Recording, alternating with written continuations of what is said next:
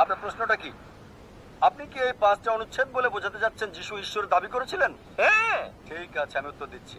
আমার চ্যালেঞ্জ ছিল একটা মাত্র স্পষ্ট বক্তব্য বের করে দেখান পুরো বাইবেল থেকে যেখানে যীশু খ্রিস্ট ঈসা আলাইহিস সালাম নিজে বলেছেন আমি ঈশ্বর, অথবা বলেছেন আমার উপাসনা করো, আমি খ্রিস্টান ধর্ম গ্রহণ করতে প্রস্তুত। একটা মাত্র বক্তব্য দেখাতে পারেন নাই স্পষ্টভাবে বলা সম্পূর্ণ বাইবেল থেকে যেখানে যীশু খ্রিস্ট ঈসা আলাইহিস সালাম নিজে বলেছেন আমি ঈশ্বর অথবা আমার উপাসনা করো।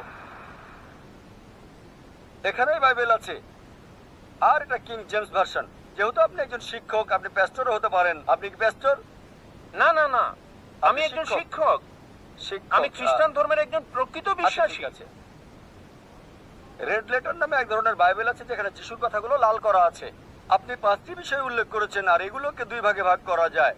প্রথমে আপনি এলোমেলো উদ্ধৃতি দিলেন আর সঠিকভাবে উদ্ধৃতি দিলেন না। যা বলতে চেয়েছেন সেটা আছে গসপেল অফ জন 3 নম্বর অধ্যায় অনুচ্ছেদ 16 বলা আছে ঈশ্বর পৃথিবীকে এত ভালোবাসলেন একমাত্র ওরসজাত সন্তানকে দিয়ে দিলেন। তোমাদের কেউ যদি তাকে বিশ্বাস করে তার মৃত্যু হবে না, চিরস্থায়ী জীবন পাবে। এটা 4 গসপেলেই নাই, এটা আছে গসপেল অফ জন 3 নম্বর অধ্যায় অনুচ্ছেদ 16। এগুলো লিখে রাখেন, পরে চেক করে দেখবেন। গসপেল অফ জন 3 নম্বর অধ্যায় অনুচ্ছেদ 16। ঈশ্বর পৃথিবীকে এত ভালোবাসলেন যে নিজের সন্তানকে উৎসর্গ করলেন, যে কেউ তার উপর বিশ্বাস করবে সে মরবে না, চিরস্থায়ী জীবন পাবে। আবার আপনি উদ্ধৃতি দিলেন 5ম বার শেষ দিকে যে যীশু খ্রিস্ট বলেছেন তিনি ছিলেন ঈশ্বরের সন্তান। আপনি বলেছেন, আপনি কি জানেন বাইবেলে ঈশ্বরের পুত্র এ কথাটা অসংখ্যবার বলা আছে। যদি আপনি বাইবেল পড়েন, আদম ছিলেন ঈশ্বরের পুত্র, আল্লাহ তাকে শান্তিতে রাখুন। ইব্রাহিম ছিলেন ঈশ্বরের পুত্র, ইসরাইল ছিলেন ঈশ্বরের পুত্র। আপনি যদি রোমান্স পড়েন 8 নম্বর অধ্যায়ে বলা আছে তারা সকলেই যারা ঈশ্বরের আত্মার দ্বারা পরিচালিত তারা সকলে ঈশ্বরের পুত্র। আপনি যদি ঈশ্বরের দূত হন আপনি ঈশ্বরের পুত্র। যদি আমি ঈশ্বরের দূত হই আমি ঈশ্বরের সন্তান বাইবেল অনুসারে। কিন্তু তারা বলে না না না না না, যীশু খ্রিস্ট স্বাভাবিক সন্তান না, তিনি ঔরসজাত সন্তান। এবার আপনার শেষ প্রশ্ন ঈশ্বরের পুত্রের ব্যাপারে। বাইবেলে অসংখ্য ঈশ্বরের পুত্রের উল্লেখ আছে। আদম ঈশ্বরের পুত্র, ইব্রাহিম ঈশ্বরের পুত্র, ইসরাইল ঈশ্বরের পুত্র। যারা ঈশ্বরের আত্মার সাহায্যে পরিচালিত তারা ঈশ্বরের পুত্র। কিন্তু খ্রিস্টান মিশনারিরা বলে না না না, যীশু খ্রিস্ট স্বাভাবিক পুত্র না। আসুন আপনার প্রথম প্রশ্নে, তিনি ঈশ্বরের ঔরসজাত সন্তান। তারপর তারা বলে যা আপনি বলেননি, আমি আপনাকে সাহায্য করছি।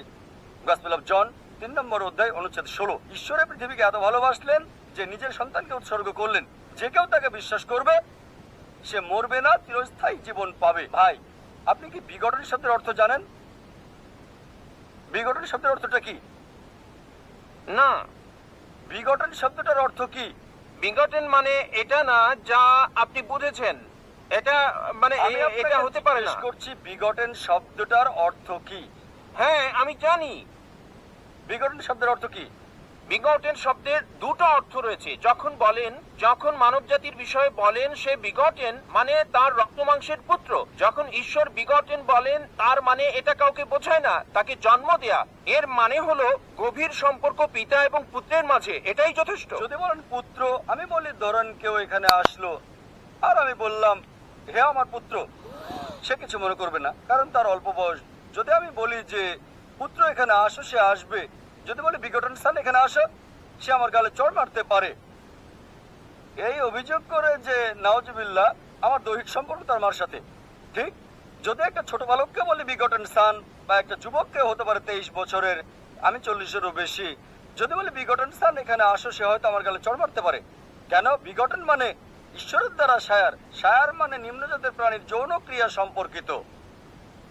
আর এ কারণে যদি আপনি রিভাইজড স্ট্যান্ডার্ড ভার্সন বাইবেলটা পড়েন, সংস্করণ করেছে 32 জন উচ্চ পদস্থ খ্রিস্টান পণ্ডিত, যাদের সমর্থন করেছে 50টি খ্রিস্টান চার্চ। তারা বলেছে বিগটন শব্দটি গসপেল অফ জন অধ্যায় 3 অনুচ্ছেদ 16 হচ্ছে অসার কথা, একটা মিশ্রণ, একটা প্রতারণা, এবং তারা এটাকে বাইবেল থেকে বাদ দিয়েছে। আপনি কি জানেন? যদি রিভাইজড স্ট্যান্ডার্ড ভার্সন বাইবেল পড়েন, যেটা সবচেয়ে বেশি বিকৃত, সংস্করণ করেছে 32 জন উচ্চ পদস্থ খ্রিস্টান বিশেষজ্ঞ, যাদেরকে সহায়তা করেছে 50টি বিভিন্ন খ্রিস্টান মিশনারি। তারা বলেছে এই বিঘটন শব্দটি হচ্ছে অসার কথা, একটা মিশ্রণ, একটা প্রতারণা, এজন্য এই বিঘটন শব্দটা তারা বাদ দিয়েছে।